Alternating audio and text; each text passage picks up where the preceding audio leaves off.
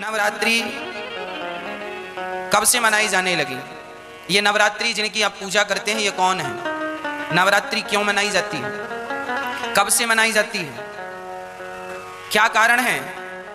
तो आपको बताएं, भगवान श्री कृष्ण के जन्मोत्सव से ही नवरात्रि का भी उत्सव चालू हुआ।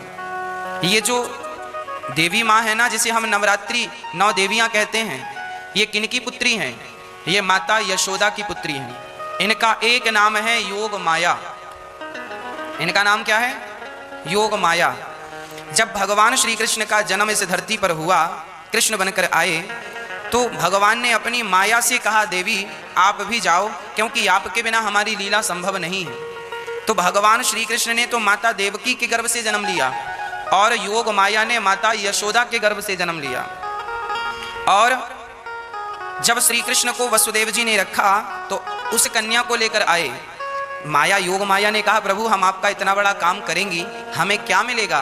तब भगवान कृष्ण बोले, देवी हमें लोग साल में एक बार कृष्ण जन्माष्टमी के दिन व्रत रखकर पूजेंगे और तुम साल में 2-2 बार नव देवी के रूप में पूजी जाओगी, यही तुम्हारे जाने का प्रतिफल है। वह भगवान माता योग माया को भेजते हैं।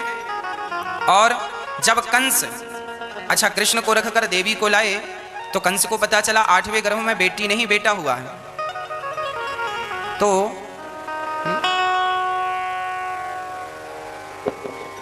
कंस ने पत्थर पर पटक दिया, हाथ से छूटकर वो अष्टभुजाधारी बन गई दुर्गा और बोली, मूर्ख तुझे मारने वाला प्रकट हो चुका है। और वही अष्टभुजाधारी देवी आज वर्तमान में यहां से मथुरा से जाकर आप पर्वत में जाकर विराजमान हो गई। मुझे स्थान का नाम विस्मरण हो रहा है। उत्तर प्रदेश में मिर्जापुर, कौन सा पर्वत है? हाँ? विंध्यवासिनी, विंध्याचल पर्वत ना, विंध्यवासिनी मैया के नाम से वो जानी जाने लगी। और वहां पर मैया जी विराजमान हो गई।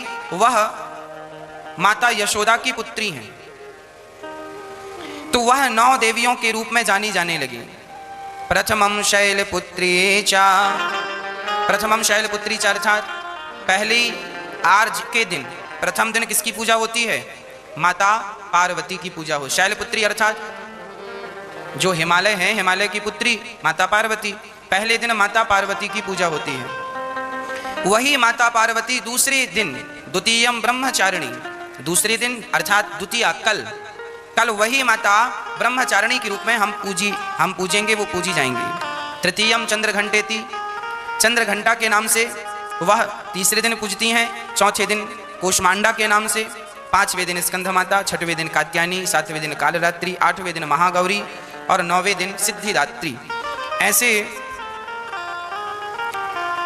बड़े प्रेम से ये नवरात्रि का पर्व मनाया जाने लगा। यह दुर्गा को आप राधा रानी कह सकते हैं, सीता जी कह सकते हैं, पार्वती कह सकते हैं, सरस्वती कह सकते हैं, लक्ष्मी कह सकते हैं, जो मन आए वो कहिए। एक सज्जन हमसे बोले, गुरुजी हमने उनसे कहा राधे कृष्ण का जाप किया करो। तो उन्होंने कहा, महाराज जी हम तो माता जी के पुजारी हैं, अब हम क्या करें? आज हमारे हिंदू धर्म में सबसे बड़ा कन्फ्यूजन है, वो कन्फ्यूजन दूर हो नहीं रहा है। हम बहुत प्रयास करते हैं कि आपको समझाएं तो आप तो समझ लेते हैं, आपका कन्फ्यूजन तो दूर हो जाता है, पर जो नहीं सुनते वो बेचारे कन्फ्यूज रहते हैं। हमने कहा आप राधे कृष्ण जपा करो, सीताराम जपा करो। उन्होंने कहा महाराज जी हम तो माता जी के पुजारी हैं। हमने कहा भैया ये जो राधे कृष्ण में जो राधा है यही तो माता है, सीताराम में जो सीता है यही तो माता है, लक्ष्मी नारायण में जो लक्ष्मी है यही तो माता है। जो नवरात्रि की देवियां हैं ये कौन है? इन्हें आप राधा के रूप में भी देख सकते हैं, ये राधा ही तो है। योग माया कौन? भागवत जी में आगे आएगा, योग माया मुपाश्रिता, अर्थात भगवान ने श्री राधा रानी को योग माया के नाम से संबोधित किया है। योग माया कौन है? श्री राधा रानी। और राधा रानी कौन है? महालक्ष्मी। महालक्ष्मी कौन है? सीता जी।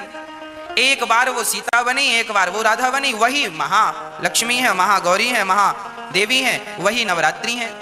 तो कुछ भी अलग नहीं है। सीताराम कहो, राधे श्याम कहो, जो सीता हैं वह नवरात्रि की देवियां हैं। 9 नाम से पुकारी जाती हैं, 9 दिन पूजी जाती हैं।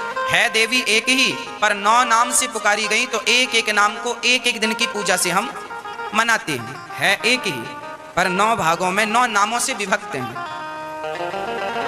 तो भगवान श्री कृष्ण का जब जन्म हुआ तब इनका भी जन्म हुआ, और आज तब से लेकर आज तक नवरात्रि हम मनाते आ रहे हैं।